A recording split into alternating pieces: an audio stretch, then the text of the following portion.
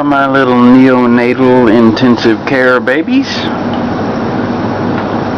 And they're all, they see me, they're coming up here wanting some food.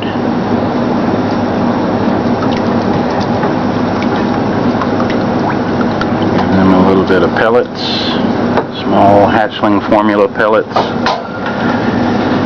And because I tend to give them a little extra basking time under the mercury vapor lamp after dark, actually, they tend to get insects that fall in there too. And in most cases, like stuff that's too big for them to eat or that I'm not sure about, I'll take out of there. Usually try to get like the June bugs in enough time to save them, because their June bugs are far too big for these little guys to eat. But a lot of times little moths will fall in there and whatnot because they're bouncing around under the mercury vapor lamp, and so they get that to eat too.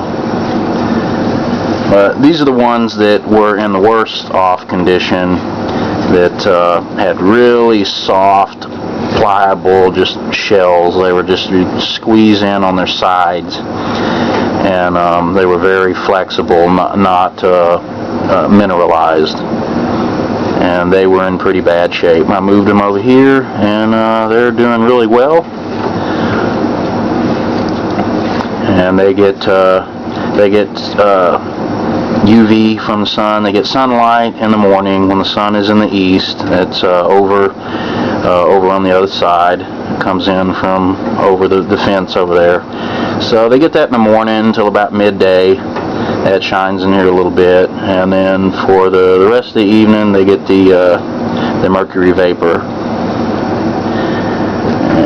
Let's just see if I can get one of these little, and that was the little bitty runt that I'd been watching. He's got a little mark on his shell. He got away too quick. But most of these, yeah, had really soft shells when I got them. Their plastrons were really dented in. They were malnourished, and their shells weren't mineralized. They were really soft, and most of them now are nice and firm. Shell's firming up nicely. He's still a little bit soft there, but a lot of them are in much better shape than when they got here. And there were some deaths initially in the first couple weeks or so. There hasn't been a death with any of these guys in a couple weeks. So, and they were in really bad shape, because they came as part of a shipment that was seized from up in New York City. It was bound for like some Chinatown food market, and being that these guys are under 4 inches in length, that's against the Health and Human Services Code, part of the FDA and USDA and all that. It's against the federal commercial regulations to sell these guys under 4 inches in length. So they were confiscated. There's a little bitty runt. Nice little, still a little soft, but doing better. And I put some supplemental liquid calcium in the water too.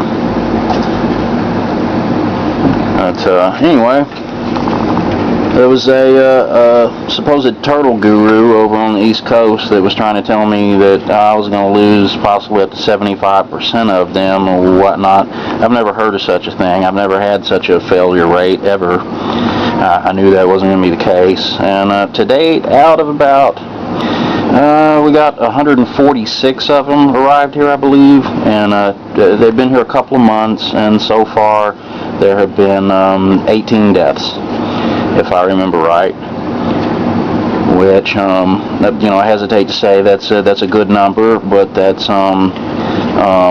actually for the condition they were in, and as small as they were, and everything they had been through as part of a seizure, after being, shipped the way they were by some turtle farm or whatnot. That is really good that more of them didn't die.